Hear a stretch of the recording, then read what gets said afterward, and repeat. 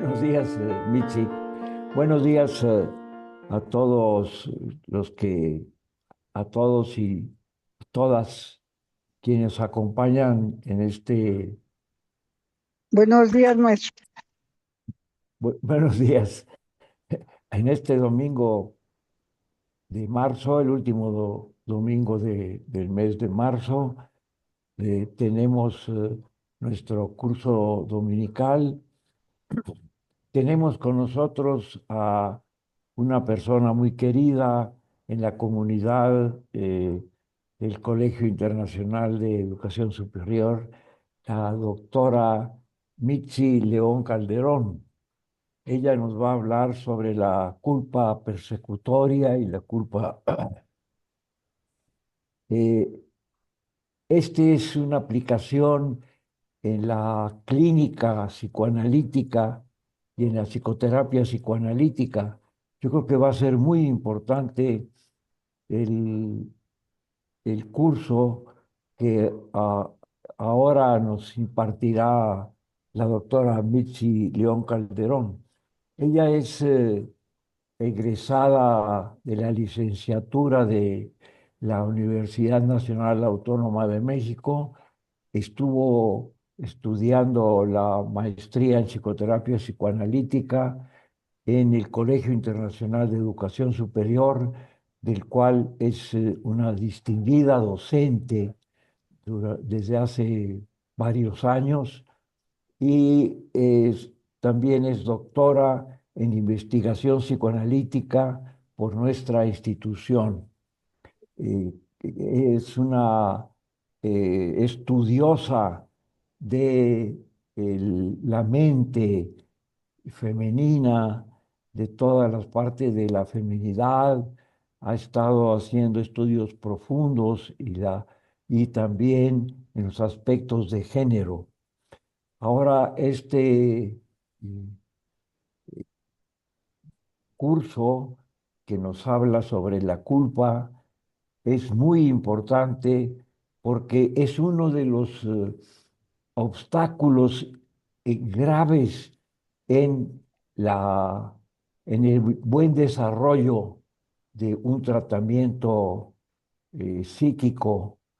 Esto nos dará una visión de estos aspectos tan graves para tratar a algún tipo de pacientes.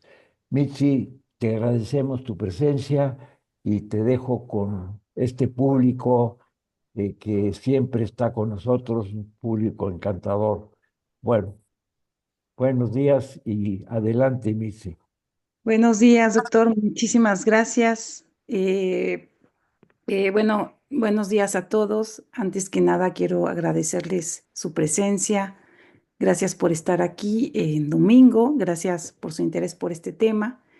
Bueno, comenzaré primero dando la presentación de todo el material que traigo y a lo largo de la exposición, si ustedes van teniendo dudas, preguntas, algún comentario, pues les sugiero que lo vayan anotando de una vez y al término de la exposición tendremos un tiempo para poder llevar a cabo todos los comentarios, puedan ustedes participar y estar atendiendo sus preguntas, sus dudas.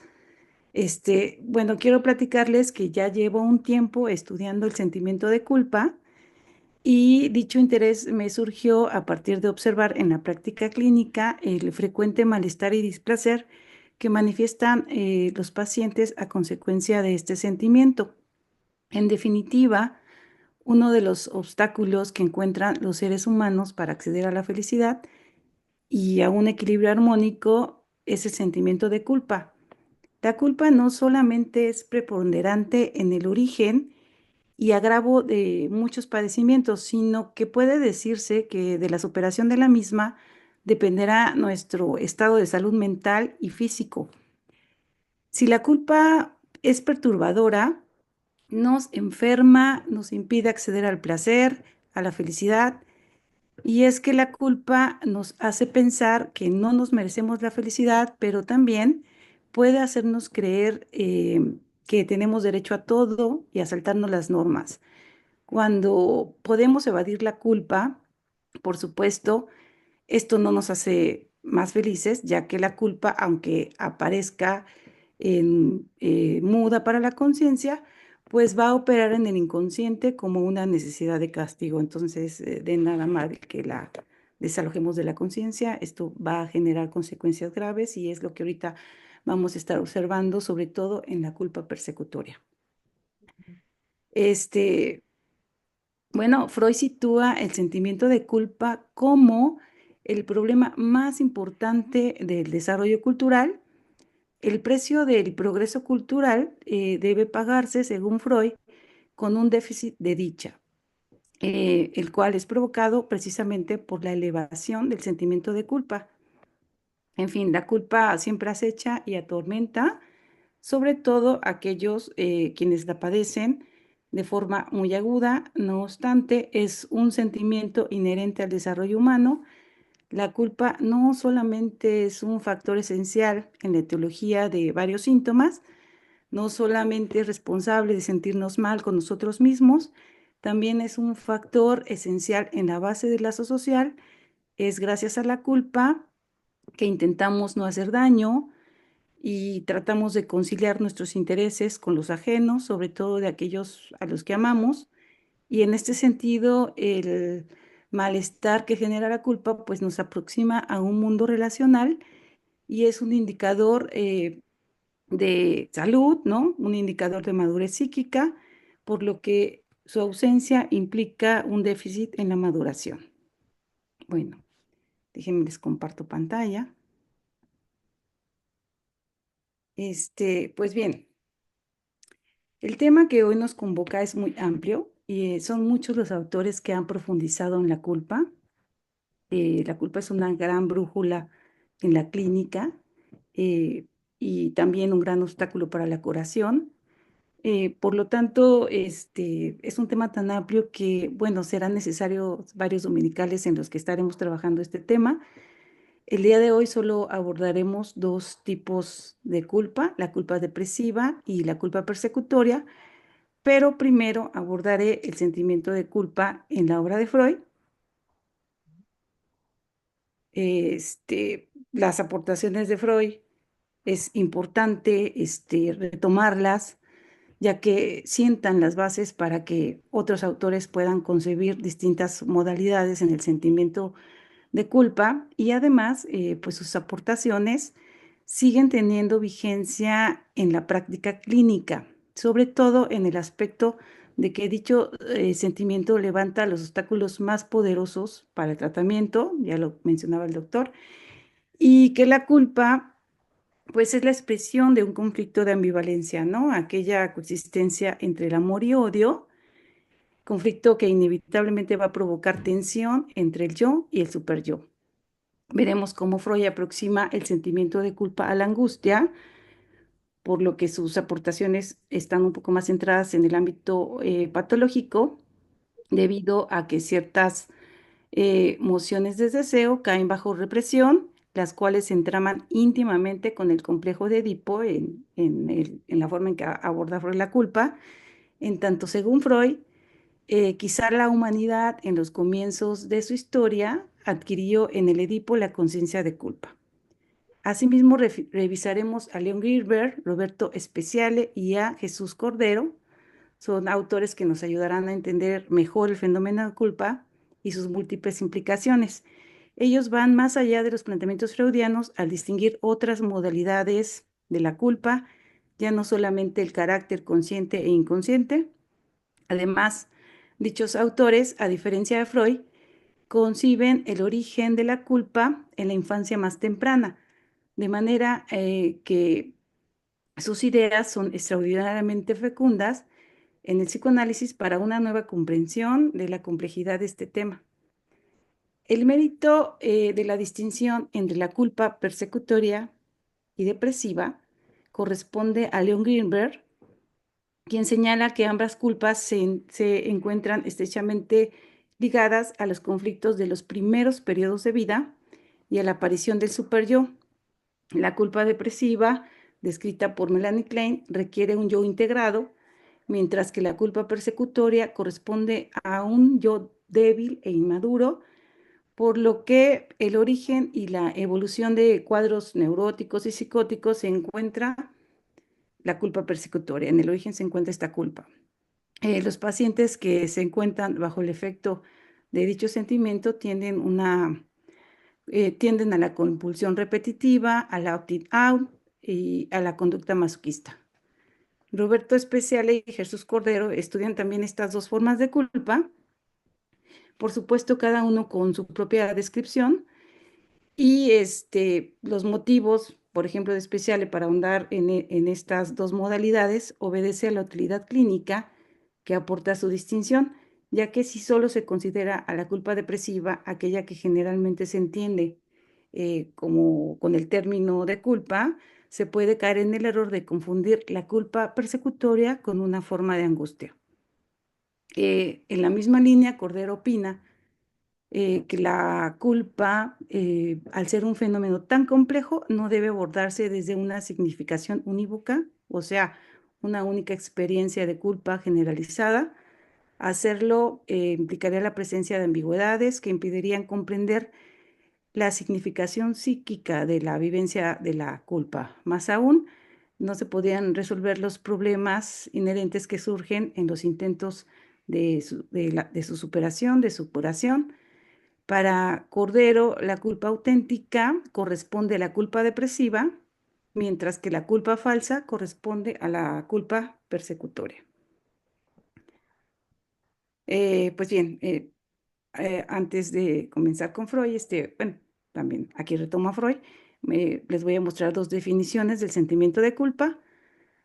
Freud, en el malestar en la cultura, la define como la expresión de la dureza del superyo, lo mismo que la severidad de la conciencia moral, es la expresión del yo de ser vigilado, el reconocimiento de la tensión entre sus aspiraciones y los reclamos del superyo.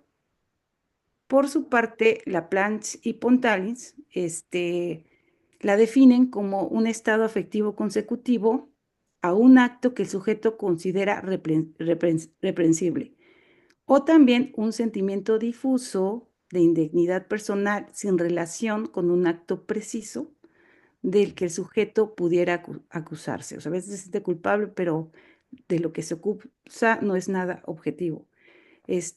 Porque la representación se encuentra inconsciente, o sea, entonces el sentimiento de culpa pues no siempre aparece en el plano de la conciencia, como todos sabemos, también es inconsciente, es decir, una persona puede no saber que lo experimenta o incluso llamar o no llamar así a lo que experimenta. Y bueno, sabemos que los afectos no son inconscientes, pero sí puede serlo su representación, ¿no? Lo que se reprime son las representaciones, ¿no? No los sentimientos, eso se siente, eso es consciente. Por consiguiente, más bien un sentimiento de culpa inconsciente alude a una culpa en la que se haya reprimida su verdadera representación. Bueno, la culpa puede expresarse de muy diversas maneras, por ejemplo, en la expresión de un malestar y sufrimiento continuo, autorreproches, presagio de una catástrofe, actos expiatorios, conductas masoquistas o sádicas, prácticas autodestructivas, actos delictivos, fracasos como respuestas al triunfo, trastornos psicosomáticos e hipocondriacos, resistencia al tratamiento. Expresiones que la mayoría de las veces representan una necesidad de castigo. Bien, el sentimiento de culpa tiene un lado patológico y un lado positivo en la salud. Ya mencionábamos un poquito eso al inicio. Y es a partir de esta doble faz de la culpa que se desprenden los dos tipos de culpa, la depresiva, que tiene una función positiva en el desarrollo humano, y la persecutoria, que tiene una culpa, que es una culpa patológica. De modo que la culpa puede ser responsable de graves sufrimientos que llevan incluso al suicidio o al homicidio en sus formas más extremas, ¿no? Pero también puede inducir a la reparación, a sublimar útilmente las pulsiones, a estructurar a la personalidad hacia la madurez, a ayudar al individuo a introducirse en un contexto relacional, ¿no? La existencia de una conciencia moral es indiscutible, pero cuando la culpa se agudiza, no solamente nos encontramos en el ámbito clínico con diversas patologías, ¿no? Paradójicamente, la culpa puede conducir a conductas antisociales, ¿no? Para cubrir una necesidad inconsciente de castigo, esto porque el superyo nos marca ideales y prohibiciones y normas, a veces con una severidad tan extraordinaria, que nos puede señalar caminos equivocados. Bien, el concepto de sentimiento de culpa en Freud aparece desde sus primeros escritos y hasta el final de su producción. Dicho sentimiento fue encontrado al principio sobre todo en la neurosis obsesiva, siendo una constante en su trabajo la vinculación de la culpa inconsciente con diversos estados patológicos.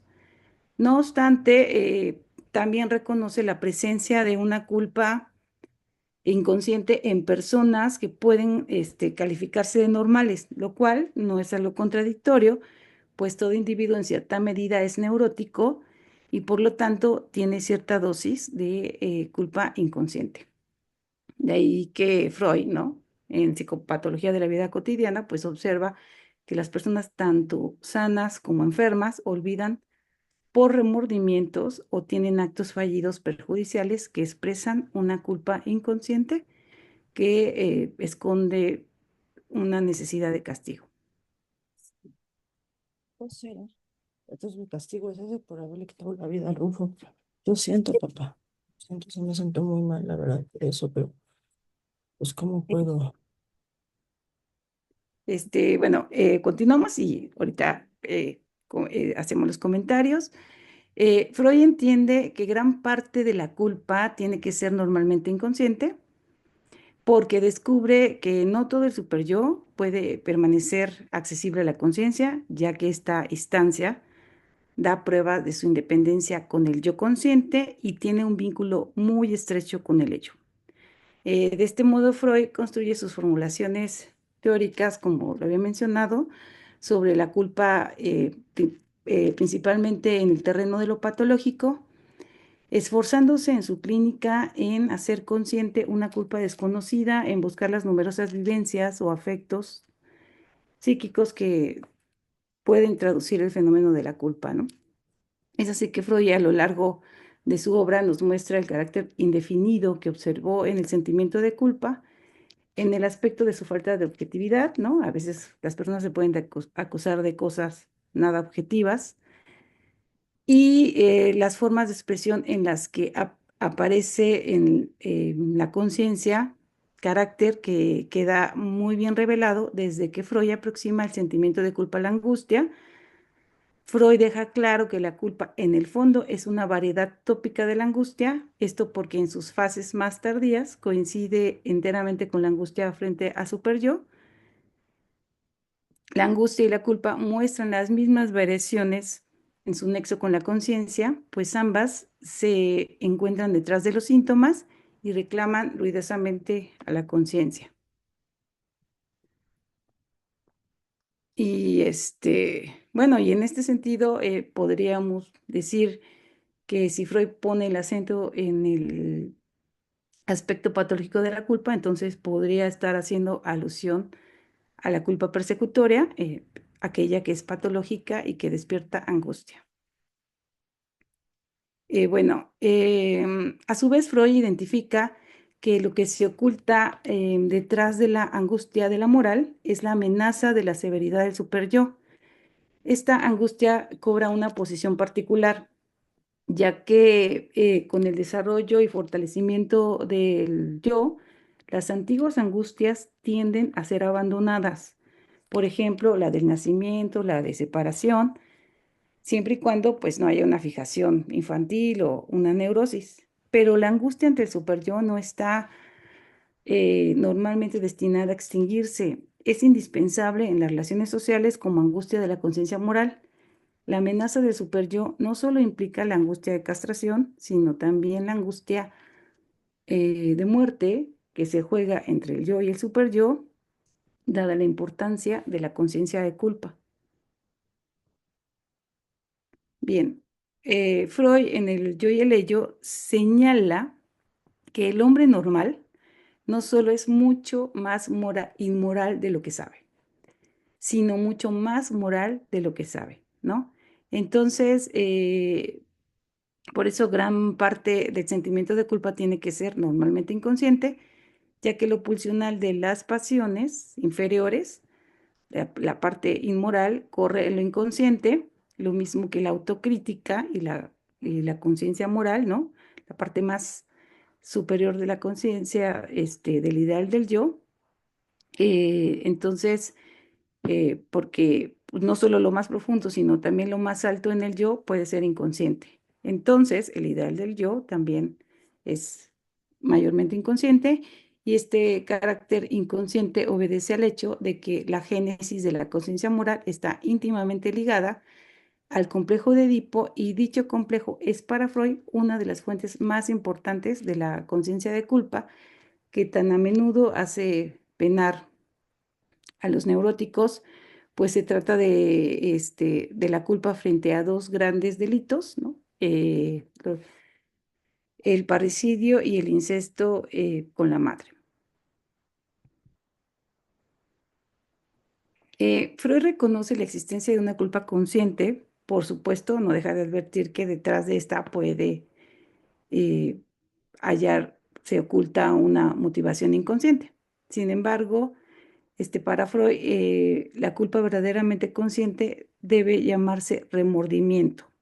Y es que si uno tiene un sentimiento de culpa tras infringir algo, pues más bien debería llamarse arrepentimiento. El remordimiento es la reacción consecutiva al cumplimiento real de una agresión, mientras que la culpa producida por la percepción de un impulso que se considera malo puede permanecer inconsciente. Freud refiere que la culpa normal no tiene dificultades para su interpretación. Va a descansar en la tensión entre el yo y el ideal del yo. Es la expresión de una condena del yo por su instancia crítica. Por tanto, dicha culpa es notoria, no tiene dificultades para su interpretación.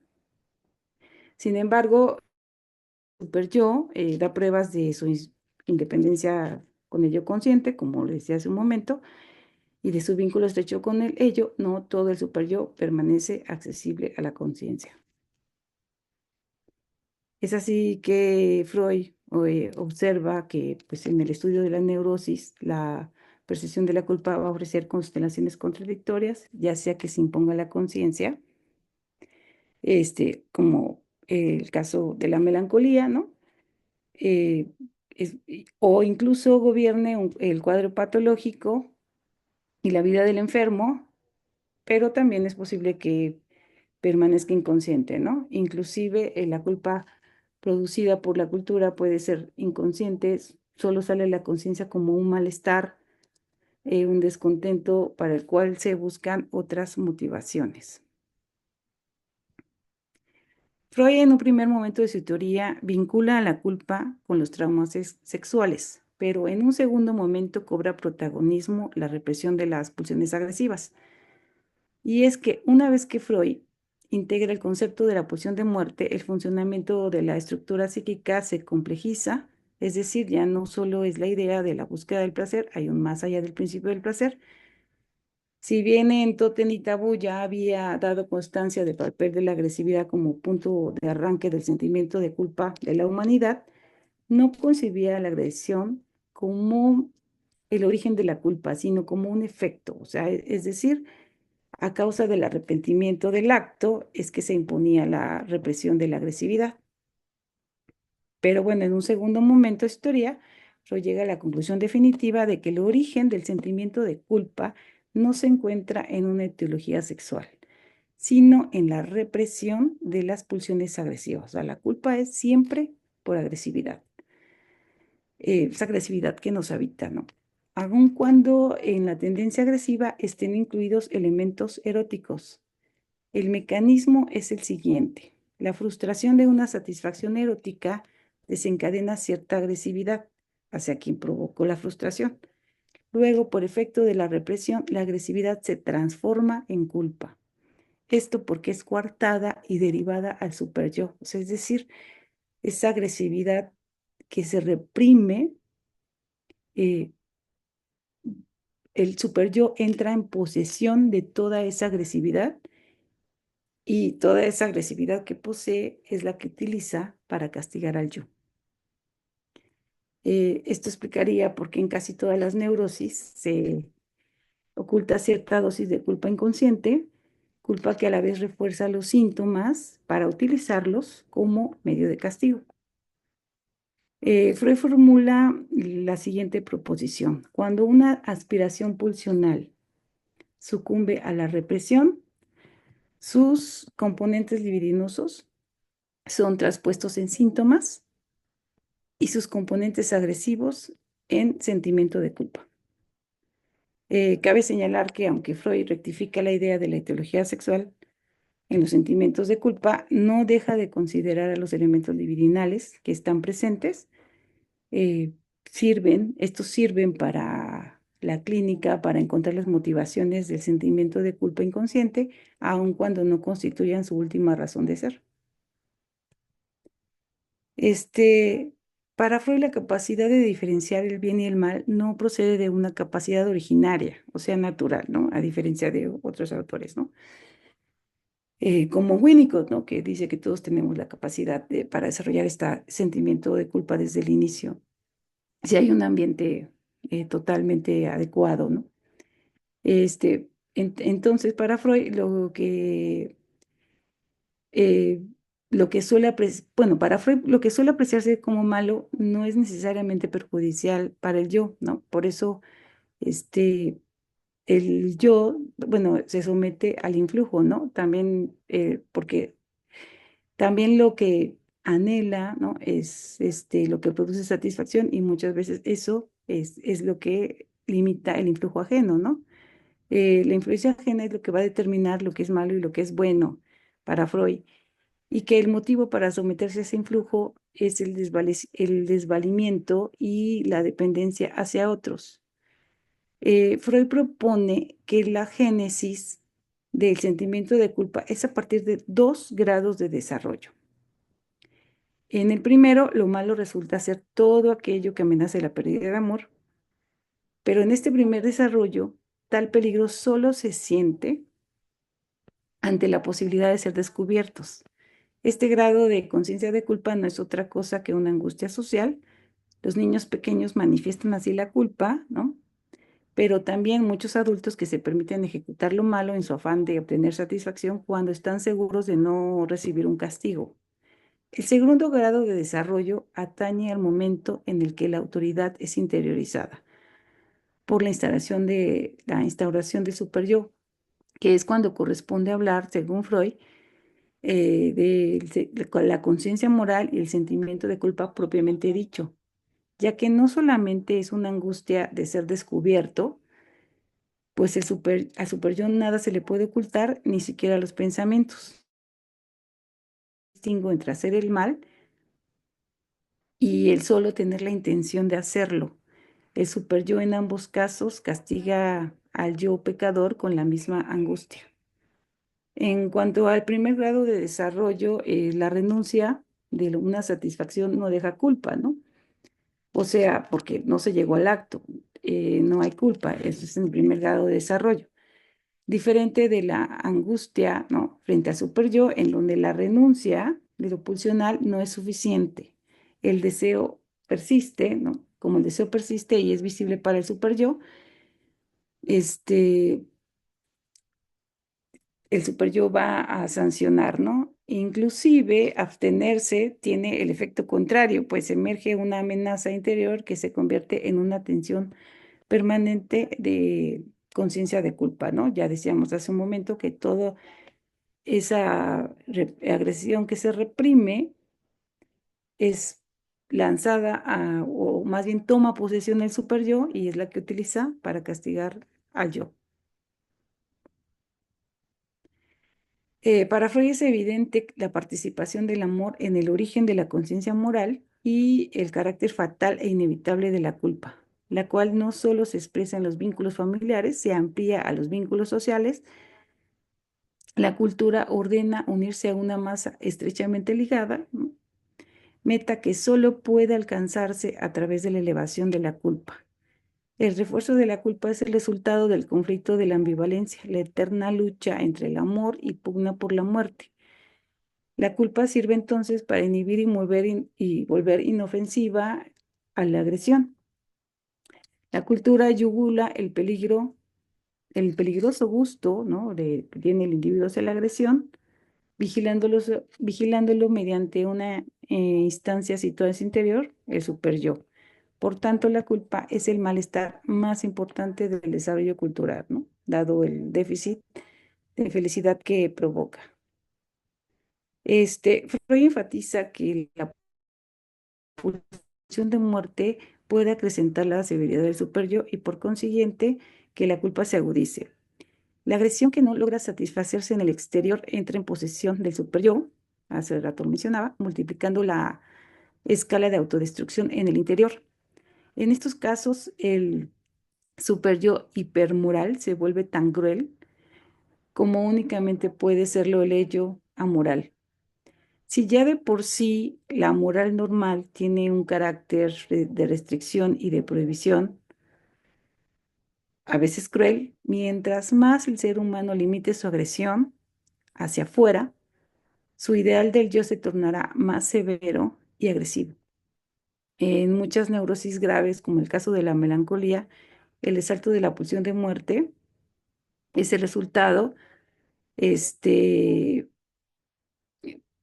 como resultado da un automartirio, ¿no?, interminable de conciencia de culpa. Asimismo, en la melancolía, el superyo puede convertirse en una especie de cultivo puro de pulsiones de muerte, ya que dirige su furia sobre el yo como si el superyo se hubiera apoderado de todo el sadismo disponible en el individuo, lo que a menudo empuja al yo a la muerte, y es que en la melancolía el yo se confiesa ampliamente culpable, sometiéndose de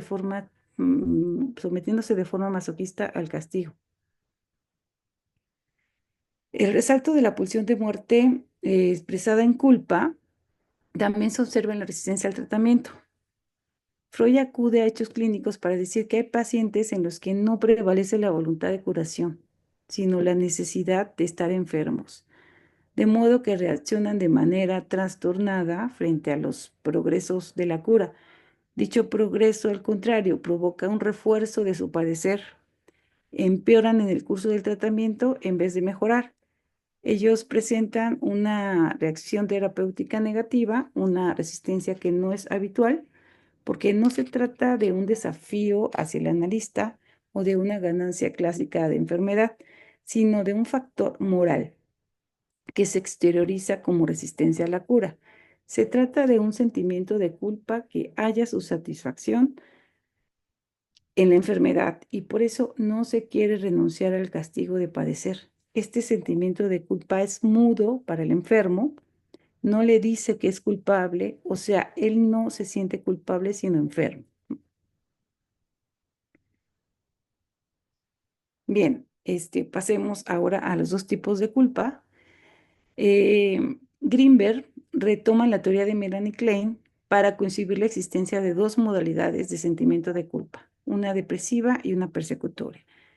Resalta cómo Klein formula en sus últimos trabajos la aparición de una culpa muy temprana a consecuencia de la envidia excesiva, una culpa tan prematura que el yo aún no integrado no logra soportarla y entonces la vive como persecución.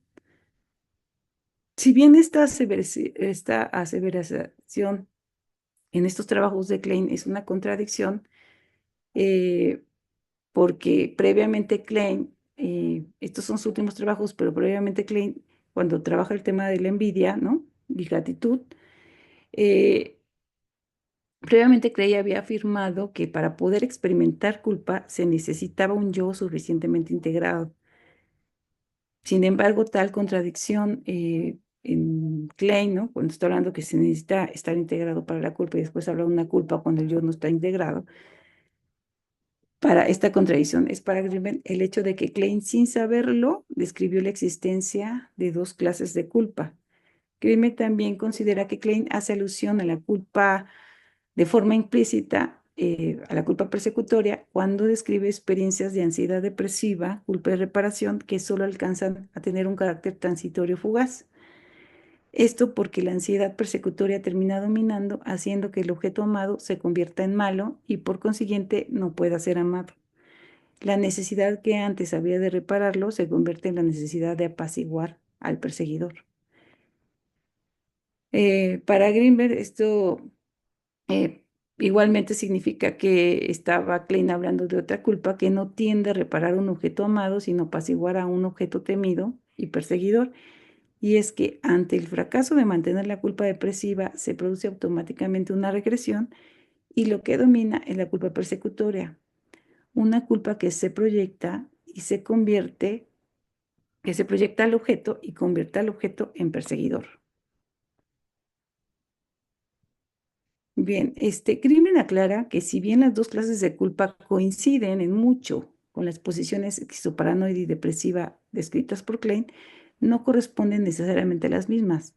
Ambas culpas pueden coexistir simultáneamente durante toda la vida, aunque en diferentes proporciones, y predominar una u otra, ¿no? Según predomine el instinto de amor o el destructivo, y según hayan sido las circunstancias en las que se ha desenvolvido o las que se viven, ¿no? Este, para Grimberg, el concepto de la dualidad instintiva basado en el antagonismo Eros y Thanatos es de suma importancia en el establecimiento de la naturaleza del sentimiento de culpa, pues esta dualidad determina su calidad sana o patológica. La culpa persecutoria depende del instinto de muerte desfusionado y la culpa depresiva está en función del instinto de vida, pero ambas se encuentran comúnmente fusionadas al igual que las dos clases de instintos. Greenberg sugiere que el acto mismo de nacer produce culpa, por lo que coincide su origen, ¿no? El origen de este sentimiento en la experiencia del trauma de nacimiento. Según este autor, este trauma provoca una culpa precoz, referida primariamente al ser, ¿no? Dotada ella de una calidad intensamente persecutoria, pero también sentimientos depresivos rudimentarios referidos a la vivencia de pérdida o daño, ya sea del ser o del objeto. Esto porque al momento de nacer, el yo experimenta un estado de privación y déficit que corresponde a la vivencia de pérdida. Y esta vivencia de pérdida representada por la separación de la madre y la pérdida de partes propias del ser, ¿no? Que incluye pues membranas fetales, cordón umbilical, ¿no? Suministro nutricio, bueno, y a la madre misma. Si bien al comienzo de la vida el ser no se encuentra suficientemente integrado como para experimentar posición depresiva, Greenberg opina que se trata de sentimientos depresivos rudimentarios, en tanto coincide la existencia de un yo precoz capaz de sentir cierto grado de depresión frente al daño, ¿no? O dolor sufrido por el ser o por el objeto. Bien. Para Greenberg, la situación persecutoria depresiva primaria, ¿no? De la que ahorita les hablaba, ahí donde hay sentimientos de angustia, dolor, cierta pena, ¿no? Por el daño que ha causado, que ha sufrido el yo y el objeto en el acto de nacer, es lo que condiciona la aparición de la culpa persecutoria. También la condiciona la angustia persecutoria que proviene de la división del objeto bueno y malo, división que también, Klein ya lo había comentado, es responsable de los primeros intensos sentimientos de culpa. La rabia y la agresión experimentada por el bebé contra el objeto malo es la que provoca la culpa y el sentimiento de que será perseguido por su propia agresión proyectada y ubicada en el objeto. Eh, Posteriormente, en la medida en el que gradualmente se va fortaleciendo el yo y el instinto de vida interviene en una proporción mayor, se produce la integración del yo y con ello se alcanza la posición depresiva, fase en la que el sentimiento de culpa se transforma. Los componentes persecutorios de la culpa se sustituyen por culpa depresiva. No obstante, la transformación nunca llega a ser completa. En todo caso, van a quedar remanentes de culpa persecutoria que en circunstancias traumáticas, como el caso de una pérdida, pueden reactivarla o incrementarla.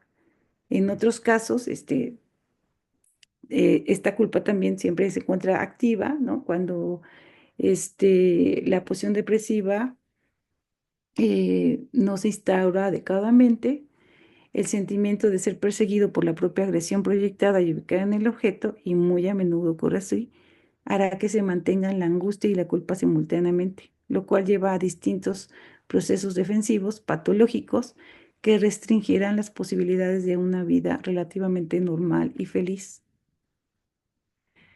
Greenberg postula que la culpa persecutoria es la que colorea el cuadro de las neurosis y psicosis. Es aquella que determina las actitudes masoquistas extremas o inhibiciones de toda índole, o sea, es patológica.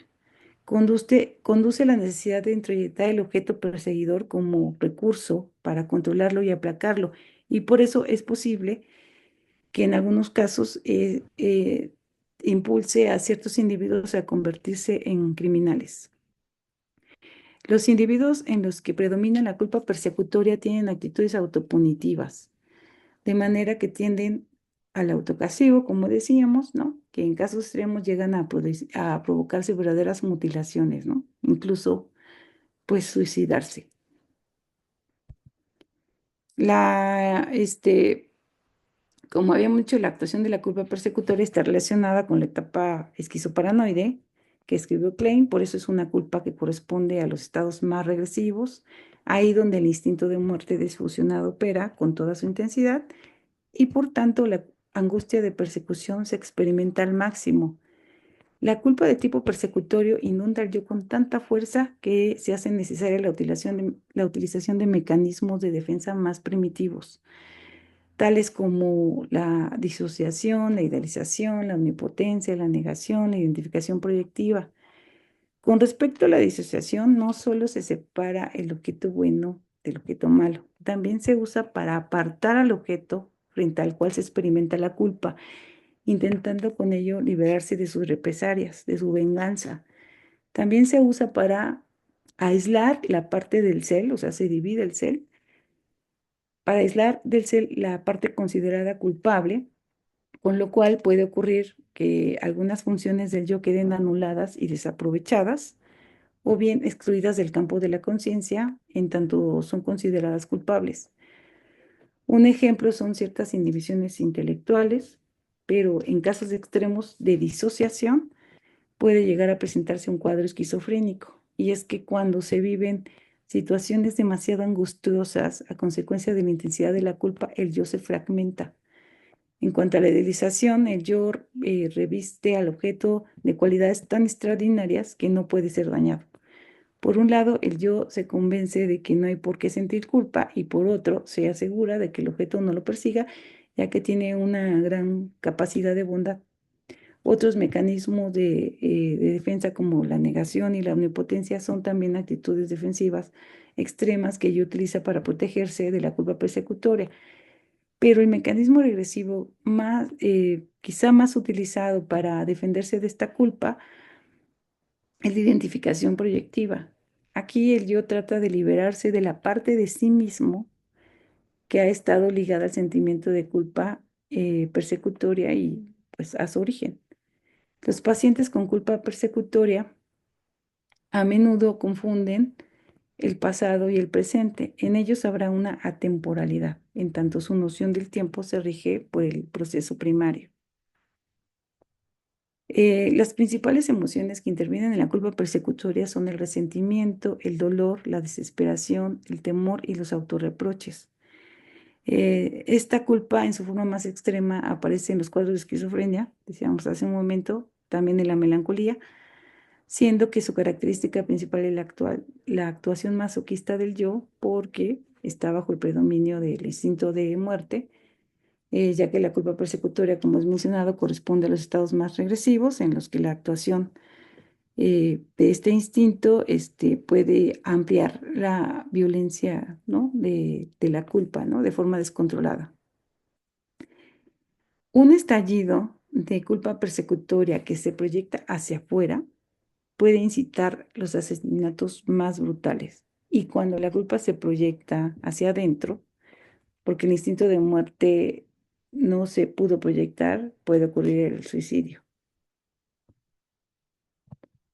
Greenberg, siguiendo a Klein, señala que existe una relación muy estrecha entre la posición depresiva y la función del duelo, pues en ambas hay memoria, nostalgia y culpa ante el objeto perdido.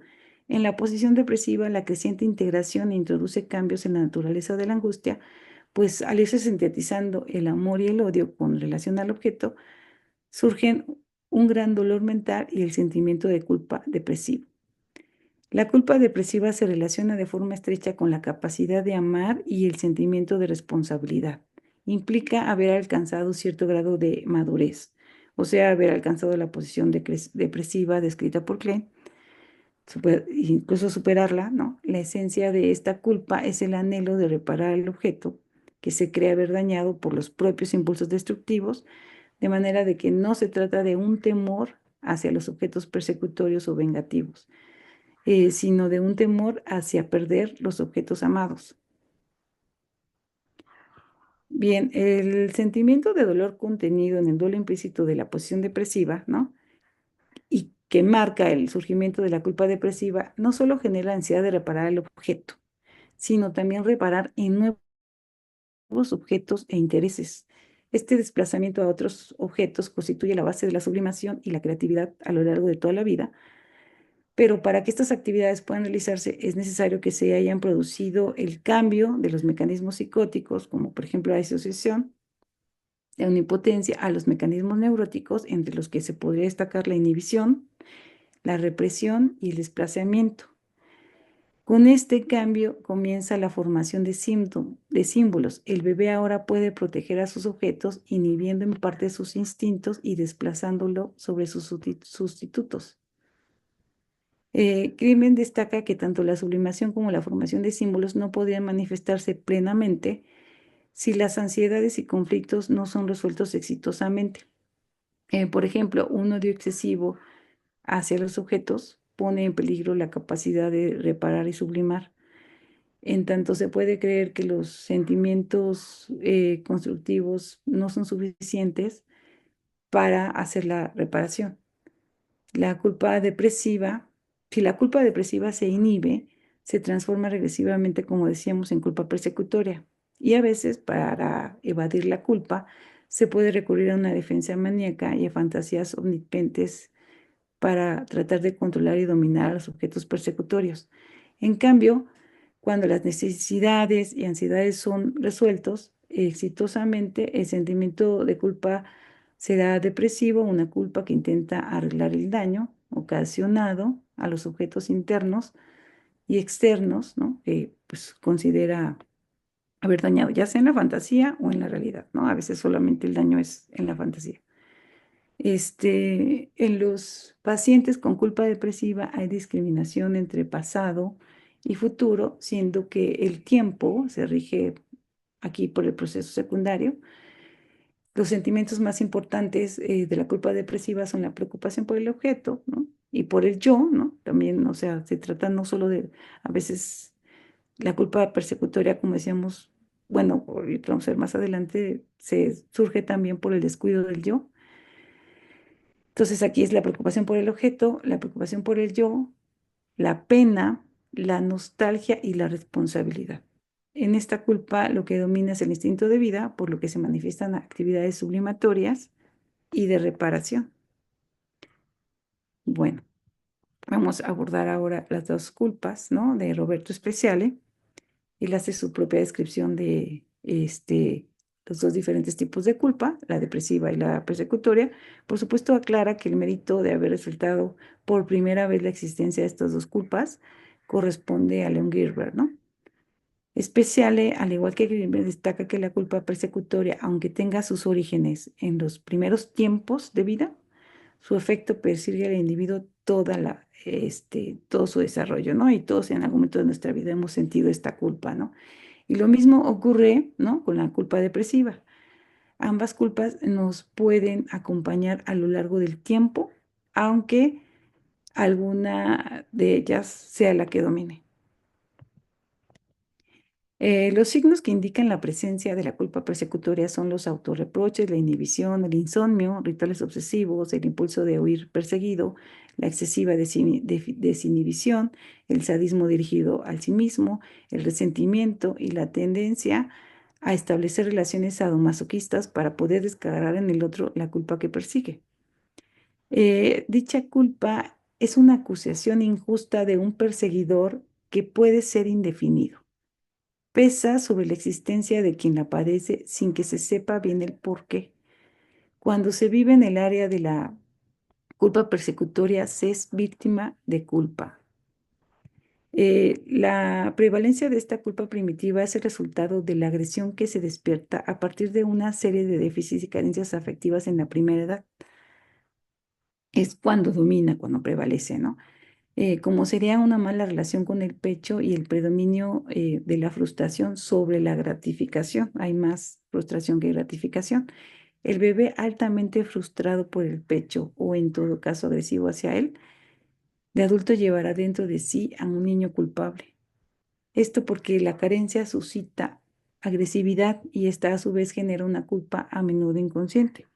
El hecho de que la persecución sin nombre se transforme en culpa persecutoria se debe a la incorporación de un objeto realmente malvado, alguien que ha agredido traumáticamente, alguien que ha herido de modo sádico. Dentro de los efectos más importantes de la culpa persecutoria se encuentra el resentimiento y el rencor. Estos sentimientos cargados de un odio que despierta una sed de venganza hacia quien se cree que es considerado culpable. El resentimiento y el rencor pueden ser vividos contra uno mismo, ¿no? Cuando la culpa se relaciona con el descuido y el abandono del propio yo. Y en otros casos, pues se dirigen hacia la persona amada o admirada. Por eso hay que tratarse bien, ¿no? Porque también descuido, ¿no? Genera una culpa persecutoria. Que también el descuido, porque puede generar también una culpa depresiva, ¿no? Pero la distinción es que apunta a la reparación. O sea, si te estás persiguiendo todo el tiempo, estamos en el terreno de la culpa persecutoria. Si no te estás persiguiendo, si no te estás tratando bien, se trata entonces de una reparación, ¿no? Y bueno, mientras más fuerte es el odio, ¿no? En el resentimiento, en el rencor, mayor será la persecución, siendo que la venganza no se limita, la venganza de la culpa persecutoria no se limita a la ley del talión, ¿no? O sea, no se trata de un ojo por ojo, ¿no? Es una venganza que va más allá, dice Greenberg, acaso especial, acaso ilimitada, pues la culpa persecutoria puede multiplicarse. Los autocastigos conscientes e inconscientes son en alto grado sádicos en algunos casos, como en los casos extremos, pues hemos dicho, puede conducir al suicidio, ¿no? Y es así de grave porque un individuo que está bajo el ataque de la culpa persecutoria tiene una propensión masoquista y sádica, ya lo hemos estado mencionando, ¿no? Misma que actúa de forma compulsiva y repetitiva. Un ejemplo de ello se encuentra en el masoquista moral, aquel que siempre se las arregla para encontrar sufrimiento, ya sea usando a los demás o bien usando cualquier situación para encontrar derrotas. Por supuesto, arrastrando consigo a sus perseguidores, ¿no?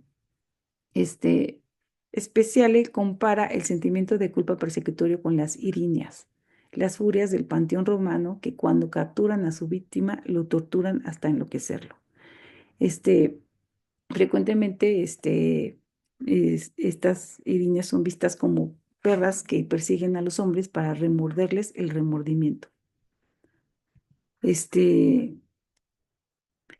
En cambio, la culpa depresiva, pues nosotros somos los malos, los torturadores, los verdugos, los asesinos. El daño del que el otro es víctima proviene de lo que nosotros hemos hecho, pensado o deseado, ¿no? O sea, no solamente en lo real, sino en la fantasía.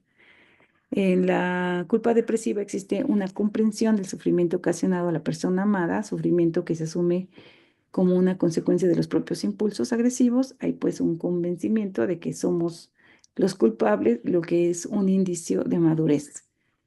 Y dicha consecuencia es el motor, ¿no? Como hemos dicho, que impulsa la reparación ya del daño, ¿no? Ya sea real o fantaseado. Ok. Un sentimiento de culpa de contenidos depresivos puede imponerse de forma persecutoria, como es el caso de aquellos pacientes que se manifiestan, ¿no? Que manifiestan un alto grado de remordimiento frente a un daño causado. Es como si la persona se viviera como un gran pecador, ¿no? La razón de esto tiene que ver con un sujeto superyoico fuertemente idealizado, introyectado, idealizado como bueno. En este caso, la culpa depresiva está acompañada de imposiciones y no necesariamente de una auténtica elaboración interna, en donde el dolor sentido se asocia al interés de la persona que se cree haber dañado. La expresión sería más o menos así, ¿no? Arrepiéntete, arrepiéntete. Ahí te estás persiguiendo, ¿no? El contenido del mensaje es depresivo, ¿no? Hazte cargo del daño que tú has hecho y arrepiéntete, pero la modalidad de la orden es persecutoria. Es así que para Speciale pueden señalarse diversas tonalidades de las dos culpas. Lo piensa como en un continuum que va desde la normalidad hasta la patología más severa. Speciale nos previene que el sentimiento de culpa persecutorio a veces puede ser irreconocible. Por una parte puede confundirse con la culpa depresiva cuando aparece una reparación propiciatoria. Esta reparación propiciatoria es aquella que puede confundirse con una preocupación por el otro, pero no es una preocupación genuina, es más bien un intento de aplacar al perseguidor, ¿no? Se tiene interés en el otro de repararlo solamente para aplacar, ¿no? Su persecución, de calmarlo para evitar su venganza. Por otra parte, puede confundirse con una forma de angustia, en tanto el sentimiento de culpa persecutorio puede quedar fuera de la conciencia y presentarse como una angustia en búsqueda de su representación, ¿no? A veces es un perseguidor sin nombre. La culpa persecutoria no deja, bueno, ¿cómo podemos identificar a la culpa persecutoria? Y bueno, Speciale nos dice que la culpa persecutoria no deja de ser reconocible si se está atento a las manifestaciones de autocastigo. Aquellas formas de expiación que pueden ser reconocidas y que no se limitan a ciertas acciones, sino también se expresan en los sueños, en las fantasías, en los delirios, ¿no? Con contenidos que tienen que ver con delitos, culpas, pecados, castigos o acusaciones, ¿no? Uno de los signos más importantes que nos revela que nos encontramos en el terreno de la culpa persecutoria tiene que ver con el hecho de que la preocupación gira en torno al sí mismo. Algo me va a pasar, ¿no? No hacia el objeto, algo me va a pasar algo malo, ¿no? O sea, no estás preocupado por otro, estás preocupado por lo que a ti te vas a pasar, vas a recibir un castigo, ¿no? Entonces, nos sirve mucho para identificar en la clínica cuando se trata de una culpa persecutoria, precisamente porque el miedo es a que a uno le pase algo y no tanto al objeto, ¿no? No tanto la preocupación por el objeto, sino vas a recibir un castigo, vas a recibir una venganza, el destino te va a castigar, ¿no? Eh, bueno, él,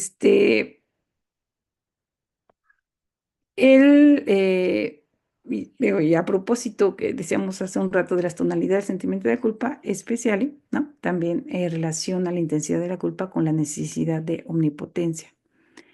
Y esto es muy importante porque un sentimiento de culpa agudo, porque bueno, si bien un sentimiento de culpa agudo resulta ser algo muy doloroso, también tiene la propiedad de transformar al ser humano en un artífice de grandes catástrofes, lo que de algún modo nos transforma en seres más poderosos, algo que nos aproxima a la divinidad o incluso nos coloca por encima de ellos. Esto es muy importante, ¿no? Esa necesidad de omnipotencia o una cuestión donde uno se encuentra en una situación de un narcisismo exacerbado, pues entonces las culpas que experimente, si está con esta necesidad de omnipotencia, van a ser muy grandes, ¿no? O sea, porque si el Dios se enfada y se revela a causa de nuestros pecados, quiere decir que es impulsado a actuar por nosotros. Ante este orden de ideas, especial le proviene que diferentes grados de intensidad del sentimiento de culpa corresponden a diferentes grados de omnipotencia.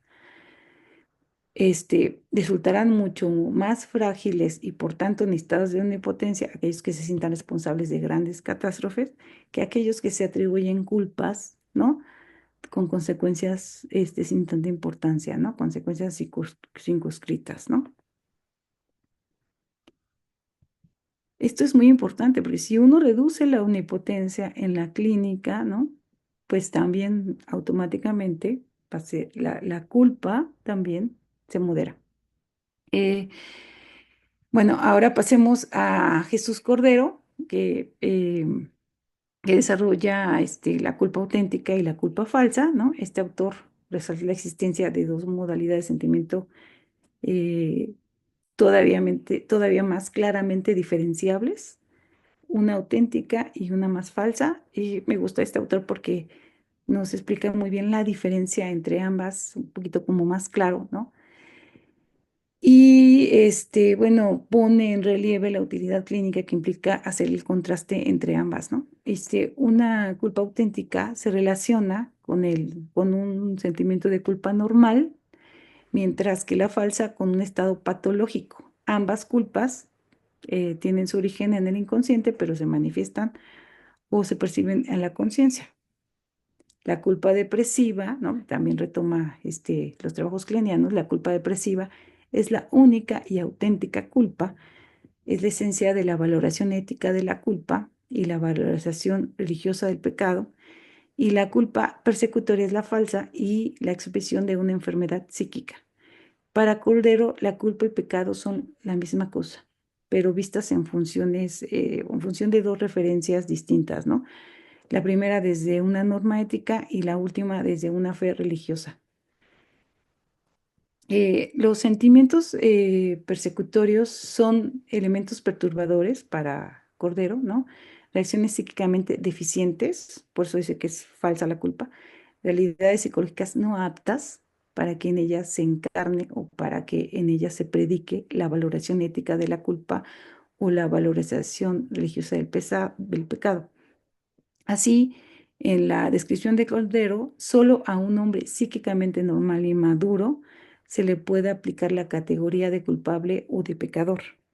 Para Cordero, las dos culpas tienen características claramente opuestas. Una tendrá un signo psíquicamente negativo y la otra uno positivo, y la disminución o supresión de una permite el surgimiento o la implantación del otro.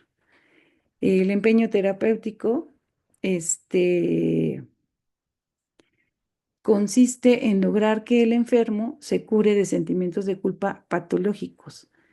Esta cura puede traducirse como hacer posible mediante el análisis que el sujeto acceda a un sentimiento de verdadera culpa. Esto significa que se instale una culpa adulta, aquella en la que se asume la responsabilidad de los motivos reales y que, por consiguiente, es libre de elementos infantiles y motivaciones inconscientes. Una culpa en la que se reemplazan los factores persecutorios por actitudes depresivas que conducen a la reparación. Cordero señala que la culpa falsa es una forma de angustia, pero disfrazada de culpa. Por eso para él es una culpa falsa. Se trata de un temor frente al sí mismo, es un miedo hacia uno mismo, ¿no? Porque uno mismo se persigue, ¿no? Frente al super yo, frente a la sociedad o a Dios, ¿no? La culpa se vive como un miedo amenazante, pero en ningún caso se trata de una verdadera culpa o pecado. Para que pueda hacerlo, debe desviarse o transformarse. El desvío y la transformación radica en el cambio de contenido y de dirección de la culpa. Esto es, que el miedo a ser dañado, porque los objetos buscan venganza, cambien a la experiencia del miedo a dañar o pesar de haber dañado a los que se ama. En la culpa falsa hay una dirección egocéntrica, la preocupación se dirige hacia el sí mismo, el sujeto se siente amenazado y acosado por instancias persecutorias, la culpa falsa hace que el sujeto se despliegue sobre el sí mismo en una actitud defensiva, reaccionando con un incremento de agresividad, lo que a su vez produce efectos inhibidores y negativos de la culpa que cuando se agoniza configura un cuadro patológico. De ahí que todas las formas de culpa neurótica tienen un predominio de la culpa falsa. La angustia de la culpa auténtica es el temor de perder el amor de los objetos por haber atentado en su contra o haber fallado en el propio amor hacia ellos. El atentado puede ser contra los padres, ¿no? La sociedad, Dios o las internalizaciones del superyo. Esta experiencia de atentado ya corresponde a un sentimiento de culpa auténtico. La culpa auténtico y el pecado surgen como un estado, como un atentado contra el amor. No se trata del miedo a ser agredido, ya habíamos dicho, ¿no? Eso es algo persecutorio, sino de un pesar de haber agredido, que eso es pues lo depresivo, ¿no? El auténtico sentimiento de culpa tiene una dirección alocéntrica, o sea, la preocupación gira en torno a los demás, ¿no? Eso también ya lo hemos trabajado.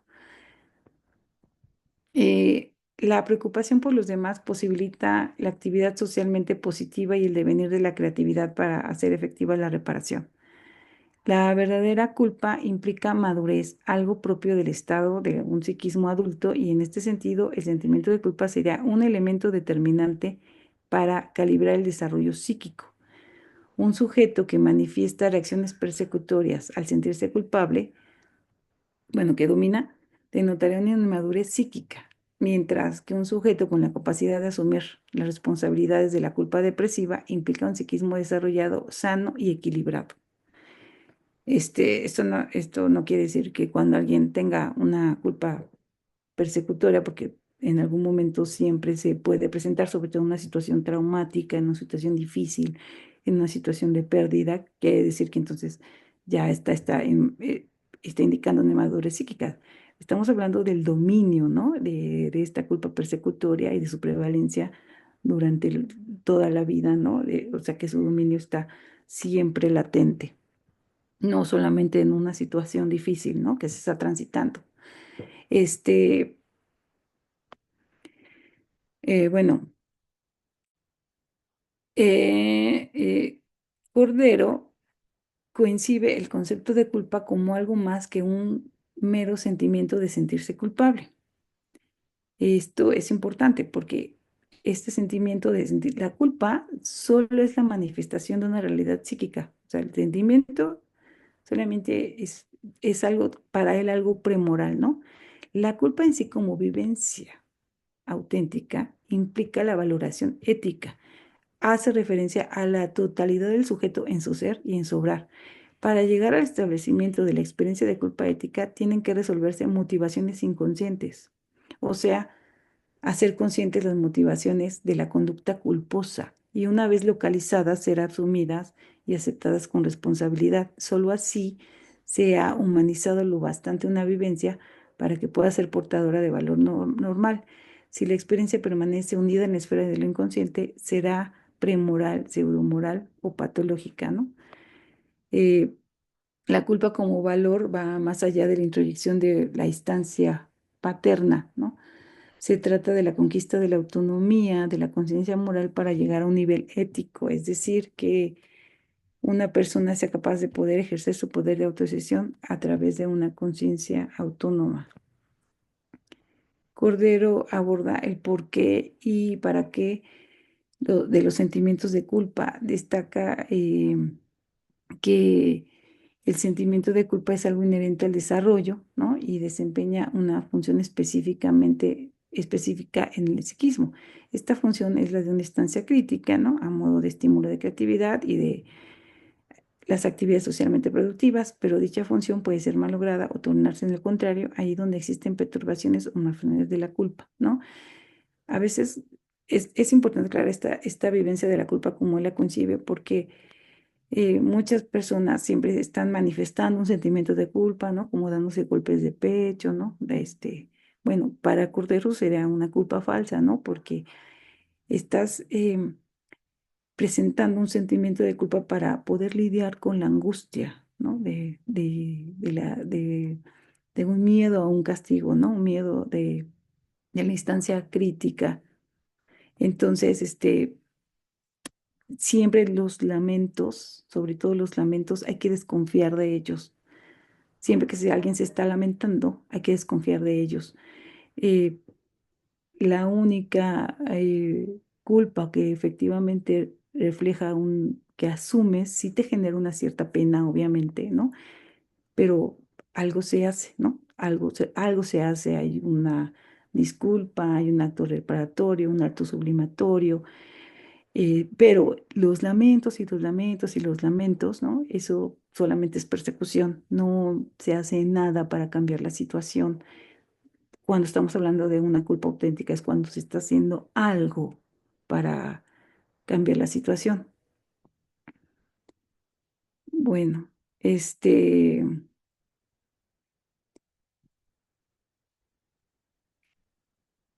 perfecto. Entonces, bueno, también habíamos dicho esto de que el sentimiento de culpa tiene una función específica. Bueno, Cordero hace una analogía en esto de la función, ¿no? De la función del dolor a nivel orgánico como la función del dolor psíquico que implica la culpa, ¿no? Ya que en ambos casos lo que se intenta es atajar un mal, o sea, evitar un daño y anularlo en la medida de lo posible. Así como la finalidad de los estímulos dolorosos es alertar y salvar al organismo, la finalidad del sentimiento de culpa es promover la superación de la agresividad, detener su destructividad, en todo caso, que el amor triunfe sobre el odio para salvaguardar el equilibrio psíquico y mantener una convivencia humana. En este orden de ideas, el sentimiento de culpa auténtico es una defensa contra la agresividad destructiva, ¿no? Esa que nos habita a todos. Eh, lo cual también aplica la culpa falsa, pero con la diferencia de que su intento de defensa es fallido. La culpa falsa falla en su intento de defensa porque no logra con eficacia detener al sujeto o defender al sujeto, ¿no? De la agresividad, ya sea que se la dirija hacia sí mismo, ¿no? Que en el caso extremo sería el suicidio, ni tampoco logra detener la agresividad destructiva que se dirige hacia el entorno social. Aquí el caso extremo sería el criminal, ¿no? Por sentimiento de culpa. El sentimiento de culpa falso fracasa su defensa por ser de carácter egocéntrico. No está situado ni dirigido hacia donde debería. El mundo relacional del sujeto. Esto ocurre porque dicha culpa es regresiva, se vuelve sobre el sujeto mismo, ¿no? Que en definitiva tiene actitudes, pues, narcisistas. Diferente de la culpa depresiva, que por su carácter alocéntrico está volcada hacia los demás, ya lo hemos mencionado. El sujeto que accede a ella ha madurado, acepta su culpa y se hace cargo de los daños, ¿no? Esto es importante, hacerse cargo de los daños, ¿no?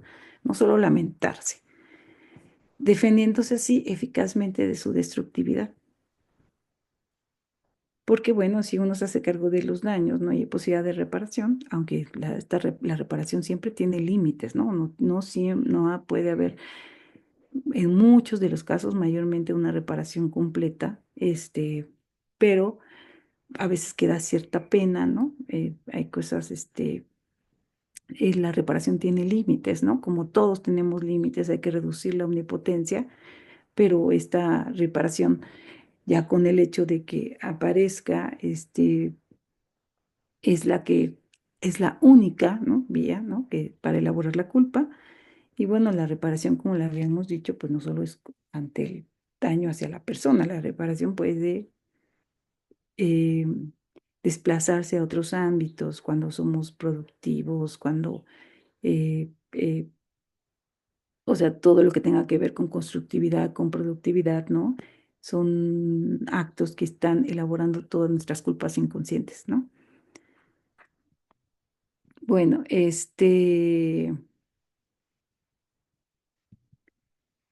bueno, también están los casos en los que el sentimiento de culpa parece estar ausente, y es así porque los mecanismos de defensa anulan tal sentimiento, ¿no?